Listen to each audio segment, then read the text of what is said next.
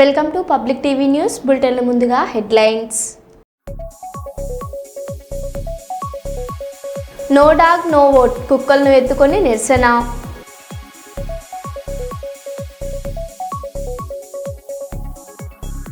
హైదరాబాద్లో సర్దార్ సార్వాయి పాపన్న గౌడ్ విగ్రహ ప్రతిష్టాపనకు భూమి పూజ చేయనున్న ముఖ్యమంత్రి రేవంత్ రెడ్డి.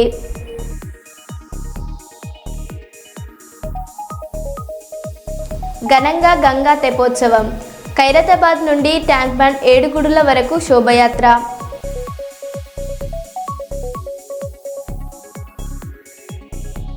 తెలుగు రాష్ట్రాల్లో దంచి కొడుతున్న వర్షాలు.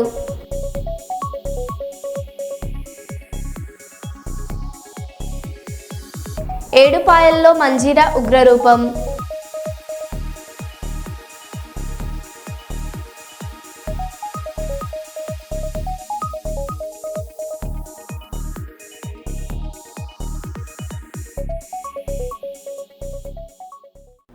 ఇక వివరాల్లోకి వెళ్తే, దేశ ఎన్నికల సంఘం బీజేపీ కనుసన్నల్లో నడుస్తూ దొంగ ఓట్లు సృష్టించి ప్రజాస్వామ్యాన్ని కూని చేస్తూ దెబ్బతీస్తుందని కాంగ్రెస్ పార్టీ ఆత్మకూరు మండల అధ్యక్షులు కమలాపురం రమేష్ అన్నారు.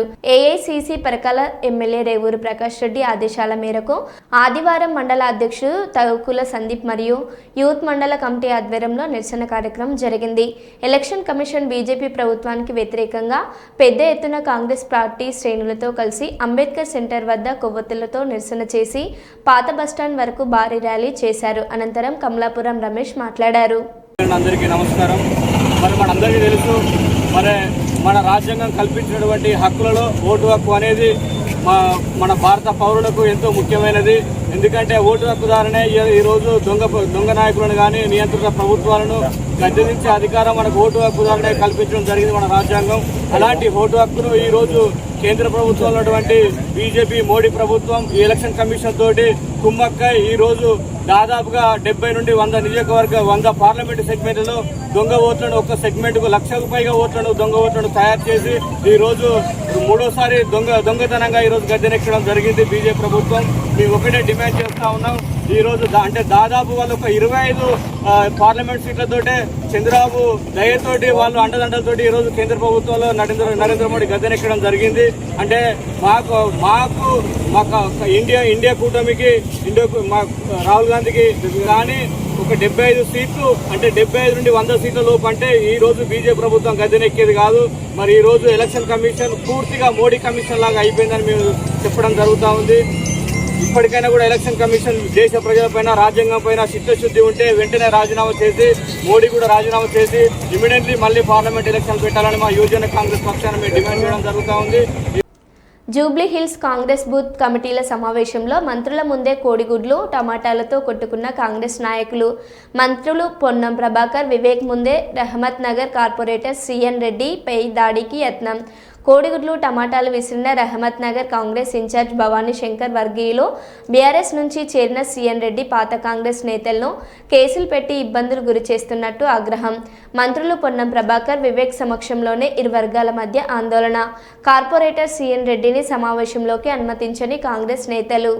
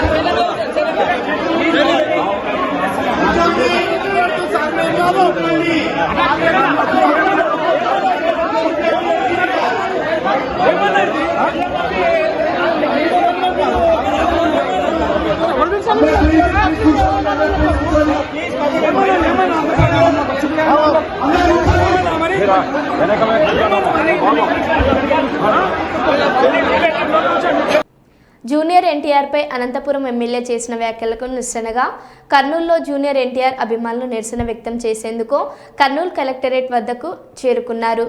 ఎన్టీఆర్ అభిమానులను నిరసన వ్యక్తం చేయకుండా పోలీసులు అడ్డుకొని వారిని స్టేషన్కు తరలించారు. దగ్గుపాటి వెంకటేశ్వరరావును పార్టీ నుంచి సస్పెండ్ చేయాలని, ఆయనపైన టీడీపీ అధినేత చంద్రబాబు చర్యలు తీసుకోవాలని, జూనియర్ ఎన్టీఆర్కు క్షమాపణ చెప్పాలని అభిమానులు డిమాండ్ చేశారు.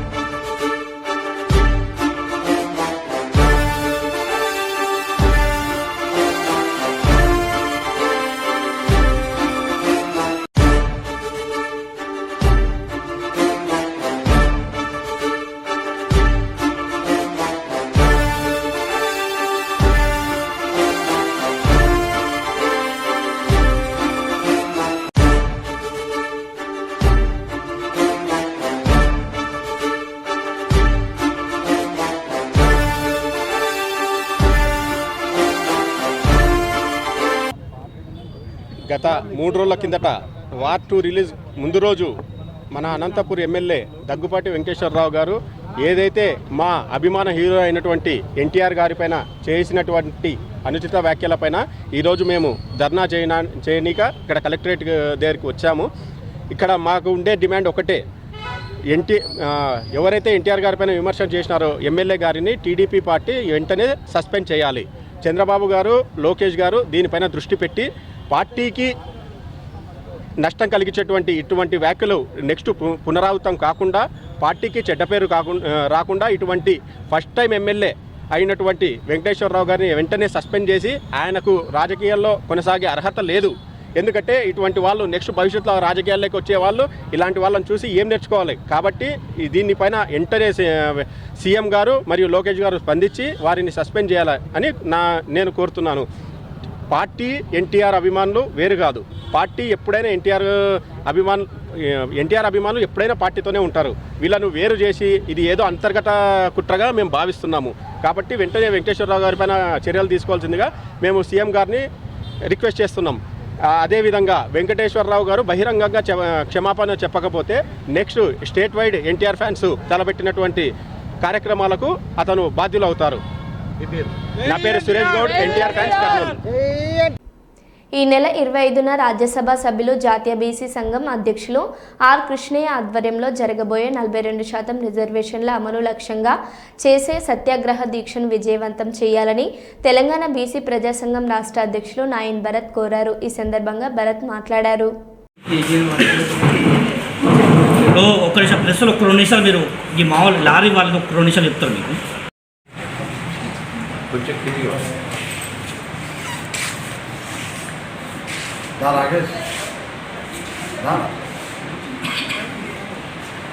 బీసీల ఐక్యత, బీసీల ఐక్యత, ఆర్ కృష్ణయ్య గారి నాయకత్వం, ఆర్ కృష్ణన్న గారి నాయకత్వం, బీసీల ఐక్యత విజయవంతం.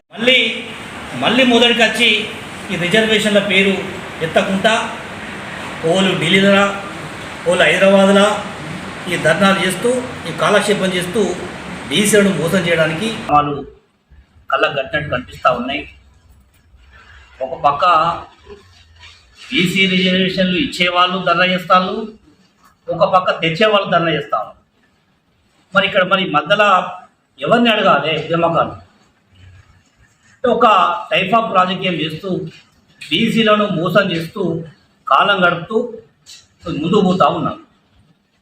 42% రిజర్వేషన్లు అమలు చేస్తా అంటారు, ఎక్కడో అక్కడ పాలాభిషేకాలు తెలియదు కాదు, సంబరాలు చేసుకుంటే మళ్ళీ మొదటికి వచ్చి ఈ రిజర్వేషన్ల పేరు ఎత్తకుండా ఓలు ఢిల్లీలో, ఓలు హైదరాబాద్లో ఈ ధర్నాలు చేస్తూ, ఈ కాలక్షేపం చేస్తూ బీసీలను మోసం చేయడానికి బాగా సిద్ధమై ఉన్నటువంటి పరిమాణాలు కనబడతా ఉన్నాయి. ఓ పక్క తెలంగాణ రాష్ట్రంలో బీసీ విద్యార్థులు, ఎస్సీ ఎస్టీ బీసీ మైనార్టీ బడుగు బలిగిన వర్గాల విద్యార్థులు స్కాలర్షిప్లు అందక వాళ్ళు తల్లాడిపోతారు. ఫీజులు అందక ఫీజులు రీఎంబర్స్మెంట్ సీఎం అంటే మొన్న పెద్ద మనిషి అంటారట, ఫీజులు రీఎంబర్స్మెంట్ సీఎం అంటే బడ్జెట్ లేదంటారట. అంటే ముఖ్యమంత్రి దగ్గర ఉన్నటువంటి విద్యాశాఖలనే ఇవాళ నిధులు లేకపోతే వేరే శాఖకు నిధులు ఎట్లా మళ్ళిస్తారు? ఏ విధంగా ఈ ప్రజలను డెవలప్ చేస్తారు? 800 కోట్ల పైచిలకు స్కాలర్షిప్లు ఆయన విద్యార్థులు మొత్తం ఎక్కడోళ్ళక్కడ విద్యార్థులు ధర్నాలు రాస్తారోకాలు చేస్తా అంటే మీ పిల్లలు గుర్తుకొస్తారే రావాలి. తినక హాస్టళ్లలో చదువుకున్న విద్యార్థులు రోడ్డెక్కి వరకు ధర్నాలు చేస్తా అంటే ఆ స్కాలర్షిప్ల మీద కూడా మాట్లాడకపోవడం అనేది నిజంగా బాధాకరం. ఇలా ఏది ఏమైనా కూడా తెలంగాణ ప్రభుత్వానికి, రెండు రాష్ట్ర ప్రభుత్వానికి, కేంద్ర ప్రభుత్వానికి విజ్ఞప్తి చేస్తూ ఉన్నాం. ఇకనైనా కూడా బీసీల మీద మీరు చేస్తున్న ఈ నాటకాలు ఆపండి. తక్షణమే ఓలో కేంద్రం ఎదుగుతారు, కేంద్రంలో ప్రెస్ పెట్టి మళ్ళీ రాష్ట్రాన్ని తిడతారు. ఎంత విచిత్రం అంటే కాంగ్రెస్ పార్టీ వాళ్ళు ఢిల్లీలో చేస్తూ ఉన్నారు, బీజేపీ వాళ్ళు హైదరాబాద్లో చేస్తూ ఉన్నారు. మరి బీసీలు ఎక్కడ చేయాలో ఎవరిని అడగాలో ఒక్కసారి వాళ్ళకి విజ్ఞప్తి చేస్తూ ఉన్నాం. స్థానిక ఎన్నికల్లో 42% ఏదైతే మీరు హామీ ఇచ్చిల్లో పకడ్బందీగా దాన్ని అమలు చేయకపోతే రాష్ట్రం అగ్నేయ గోలే మొత్తం బీసీల మందరంగా రోడ్లు ఎక్కాల్సి వస్తుంది, మీ ఇల్లు ముట్టడియాల్సి వస్తుంది. బీసీల గోస పుచ్చుకున్నాయి, మరి తస్మ జాగ్రత్త అని చెప్పి కూడా సందర్భంగా తెలియజేస్తూ ఉన్నాం. ఏది ఏమైనా కూడా నరేంద్ర మోడీ గారు వెంటనే మరి ఏదైతే బీసీలు డిమాండ్స్ను అతి త్వరగా మీరు నెరవేర్చి బీసీల పక్షపాతిగా ఉండకపోతే రానున్న రోజుల్లో చాలా ఇబ్బందులు ఏర్పడుతుందని చెప్పి సందర్భంగా తెలియజేస్తూ ఉన్నాం. అదేవిధంగా బడుగు బలహీన వర్గాల ఆశాజ్యోతి, నిరంతరం బీసీ ఉద్యమకారుడు ఎంపీ ఆర్ కృష్ణయ్య గారు మరి స్థానిక సంస్థల్లో 42% రిజర్వేషన్లు కావాలని చెప్పి హైదరాబాద్ వేదికలో ఇందిరా పార్క్ దగ్గర ఆగస్టు 25వ తారీఖు నాడు మరి ధర్నా చౌక్ దగ్గర ధర్నా చేపడతా ఉన్నారు. ఈ కార్యక్రమానికి బీసీ ఉద్యమకారులు, మేధావులు, విద్యార్థి సంఘాలు, బీసీ సంఘాలు పెద్ద ఎత్తున హాజరై మరి చెలో హైదరాబాద్ కార్యక్రమాన్ని విజయవంతం చేయాలని చెప్పి ఈ మీడియా రకంగా మేము కోరుతా ఉన్నాము. ఇప్పటికైనా కూడా దయచేసి బీసీలు మేలుకొని బీసీ నాయకులకు ఉద్యమానికి తోడ్పాటు చేయండి. ఇప్పుడు కాకుంటే మనం రిజర్వేషన్లు ఎప్పుడు కూడా సాధించలేము. చివరి దశకు వచ్చినటువంటి ఉద్యమానికి ప్రాణం వేయాలని చెప్పి యువత కూడా పిలుపునిస్తూ ఉన్నాం.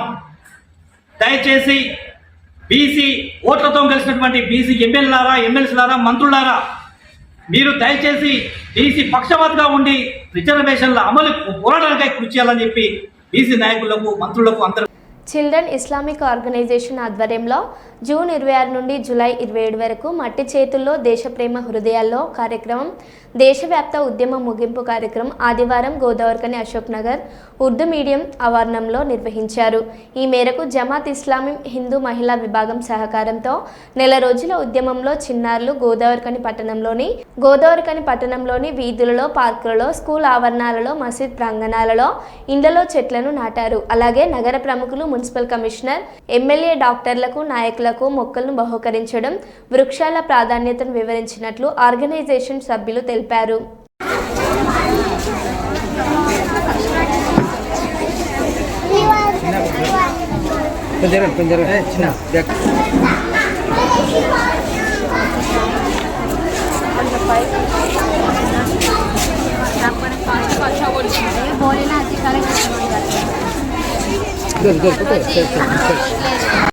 I am from CIM member. Trees are very important in our life. Trees gives us fresh air to breathe. Trees gives us fruits and vegetables. They gives us wood, paper and medicine. Trees gives us shade. Trees gives us shelter to animals and birds. Trees protect the soil from the erosion. Trees they help and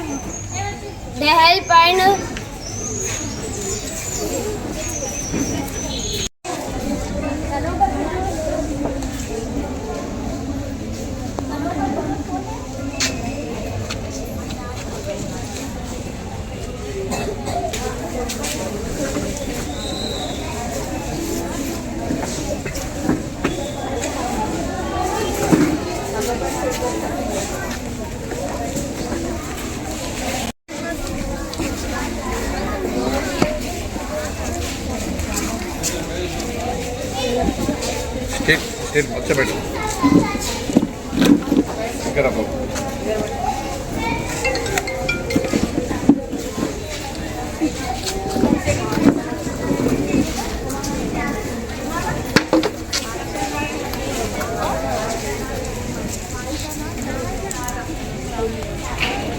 organisation CIO machine plantation ఇది nation wide programme జరిగింది. June 25 నుంచి July 26 వరకు ఈ nation wide programme. ఇందులో భాగంగా ఈరోజు concluding programme పెట్టడం జరిగింది. ఇందులో మేము కాంపిటీషన్స్ కూడా పెట్టాము, పిల్లలు స్పీచెస్ కూడా ఇచ్చారు, ఎలక్యూషన్ పెట్టాము, డ్రాయింగ్ కాంపిటీషన్ పెట్టాము. ఇందులో భాగంగా ఈరోజు ఇక్కడ ప్రైజ్ డిస్ట్రిబ్యూషన్ ఇవ్వడం జరుగుతుంది. అదేవిధంగా పచ్చని చెట్లు స్వర్గానికి మెట్లు ఈ థీమ్తో మనమందరం ఇక్కడ జమ అయ్యాము. ఏక్ బచ్చా ఏక్ పౌదా, 1 బాయ్ 1 ట్రీ ఈ నినాదంతో ఈ కార్యక్రమం స్టార్ట్ చేశాము. గోదావరి ఖనీలో నియర్లీ 15 ప్లేసెస్లో నియర్లీ 400 చెట్ల వరకు ఇవ్వడం జరిగింది. యాజ్ గిఫ్ట్గా అయినా సరే చెట్లు నాటడం కూడా జరిగింది. ఇది ముగింపు కార్యక్రమం. అస్సలాముఅలైకుం వరహమతుల్లాహి వబరకాతుహు. నా పేరు ఇఖ్రా మరియం. ఈరోజు జరిగే CIO కార్యక్రమంలో నేను చెట్ల ద్వారా మనకు కలిగే ప్రయోజనాలు చెప్పబోతున్నాను. పచ్చని చెట్లు ప్రగతిని మెట్లు. చెట్ల ప్రకృతి ప్రసాదించిన అమూల్యమైన వరం. భూమిపై చెట్ల వలన పచ్చని వాతావరణం పెరుగుతుంది. చెట్లు మానవులకి చాలా రకాలుగా ఉపయోగపడతాయి. చెట్ల వలన గాలి, నీడ, ఆహారం మరి ఎన్నో లభిస్తాయి. చెట్లు కాలుష్యాన్ని తగ్గించి పర్యావరణాన్ని రక్షిస్తాయి. చెట్లు కార్బన్ డైఆక్సైడ్ తీసుకొని ఆక్సిజన్ను అందజేస్తాయి. చెట్లు వలన వర్షాలు పడి పంటలు పండుతాయి. చెట్లను రక్షిద్దాం, చెట్లను నాటుదాం, పర్యావరణాన్ని కాపాడదాం. వృక్ష రక్షతి రక్షతే. ధన్యవాదములు. కర్నూలులోని డాక్టర్ అబ్దుల్ హాక్ యునానీ ఆసుపత్రిని NTR health university vice chancellor doctor Chandrasekhar తనిఖీ చేశారు. రాష్ట్రంలో ఏకైక యునానీ ఆసుపత్రి కర్నూలులో ఉందని, అలాంటి ఆసుపత్రి అభివృద్ధికి తన వంతు కృషి చేస్తానని తెలిపారు. ఆసుపత్రిలో 50 మెడికల్ సీట్లు ఉండగా ప్రస్తుతం అన్ని ప్రభుత్వ ఆధ్వర్యంలో పూర్తి చేస్తున్నామని, త్వరలో 25 సీట్లు మేనేజ్మెంట్ కోటాకు వచ్చే విధంగా కృషి చేస్తానని తెలిపారు.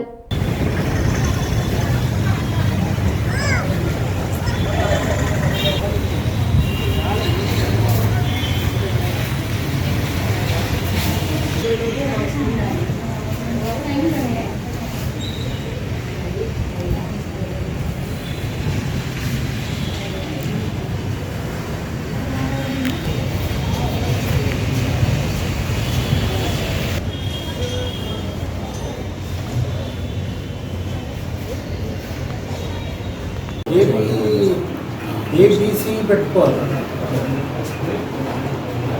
బి కేటగిరీ ఒకటి, C category just combination management quota దాంట్లో డివిజన్ ఉంటుంది. బి కేటగిరీ అని, ఏసీ కేటగిరీ. అది ప్రపోజల్ ఇప్పుడు సార్ ఈ Maharashtra sir 2 colleges is in quota also sir from Maharashtra University. Pune and Malegaon. 2 colleges, aided colleges. Okay. And Unani aided colleges. They are getting donations. You just attach chesi. ఇప్పుడు దీన్ని ఇంకా vice chancellor పెట్టి separate వచ్చేసి bullet points and also other states exam GO ఎంత పెట్టాలంటే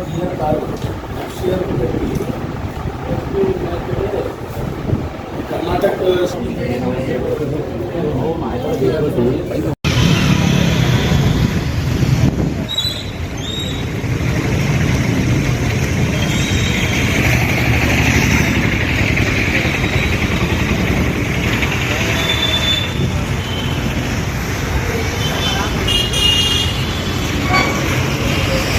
कि पहली बार एक पॉजिटिव साइड की बात मैं यहाँ सुना।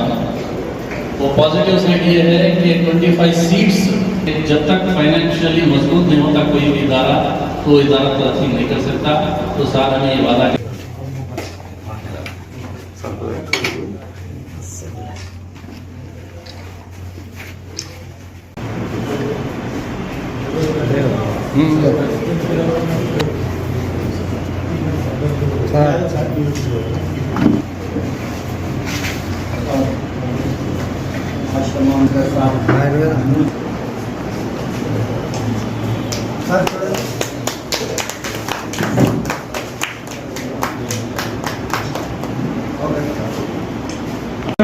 to the title of Poor People's Doctor, Principal of KMC Kannur, an additional has strengthened medical education and health, also promoted health awareness with respect to contribution of Madam, your esteemed wife, Madam, with care and dedication. Sir, today as the Vice Chancellor, I came here to inspect the government Unani College. That is only Unani College, medical college in the entire state. Abdul Haq Sahab as founder of this Unani College, Abdul Haq College. Definitely we owe him a lot. 1954 lo start అయింది. So probably I am the second vice chancellor. Shyam Prasad garu ఇంత ముందు visit చేయడం జరిగింది.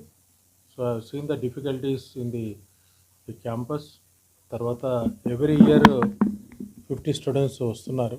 So post PG courses కూడా start చేయాలని అనుకున్న university తరఫున. So whatever help is there from my side I will definitely do. So ఎందుకంటే స్టాఫ్కు స్టూడెంట్స్ కంటే మనకు టీచింగ్ ఫ్యాకల్టీ కూడా, నేను వైస్ ఛాన్సలర్ అయిన 3 months లోపలనే ఒక రీసెర్చ్ వింగ్ కూడా డెవలప్ చేశాము. Almost 10 crores to all the medical colleges. అంటే మనము అలోపతి కాకుండా ఆయుష్, డెంటల్ కాలేజెస్, నర్సింగ్ కాలేజెస్ కూడా మనము చేస్తున్నాం. డెఫినెట్గా నా వంతుగా ఈ యునాని మెడికల్ కాలేజ్ని అభివృద్ధి చేస్తానని ప్రామిస్ చేస్తున్నాను. Thank you. ములుగు జిల్లా మంగంపేట మండలం రైతు వేదిక గంపోనిగూడెంలో 163వ NH మనుగురు టు ములుగురు రహదారిపై నుండి వస్తున్న వెహికళ్లకు చాలామంది యువకులు మరియు గ్రామ పంచాయతీ సిబ్బంది అదేవిధంగా పోలీస్ డిపార్ట్మెంట్ అందుబాటులో ఉంటూ ఏ ఒక్కరికి ప్రమాదం జరగకుండా పోలీస్ డిపార్ట్మెంట్ పంచాయతీ సిబ్బంది కార్యదర్శి గంపోనిగూడెం యువకులు అధికారులకు సహకారులుగా ఉంటూ వెహికల్స్ ట్రాఫిక్ జామ్ కాకుండా వర్షంలో నానుకుంటూ ఇది మా ఊరు ఎవరికి హాని జరగకూడదని వారి వంతుగా వారు హెల్ప్గా సహాయం చేయడం జరుగుతుంది.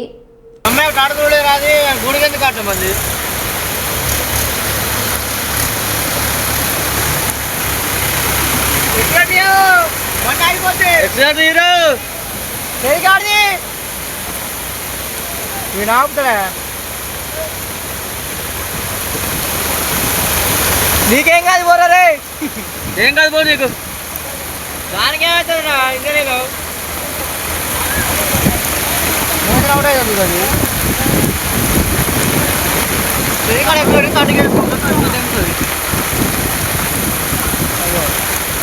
మంగపేట మండలం పొదుమూరు మంగపేట మండలం గంపగూడెం గ్రామంలో ఊరు చివర రైతు వేదిక పక్కన బీభత్సమైన వరదతో బాధపడుతున్నారు. వెహికల్ రాకపోకలు నిలిపివేయడం జరిగింది. అధికారులు, గ్రామ పంచాయతీ అధికారులు, పోలీస్ డిపార్ట్మెంటు అందరూ ఇక్కడే ఉండి ఏ ఇబ్బంది కలగకుండా చూస్తున్నారు. ప్రజలు ఈ వర్షాలకి అప్రమత్తంగా ఉండాలని అధికారులు కోరుకుంటున్నారు. మరో బులెటిన్లో మళ్ళీ కలుద్దాం. Stay tune.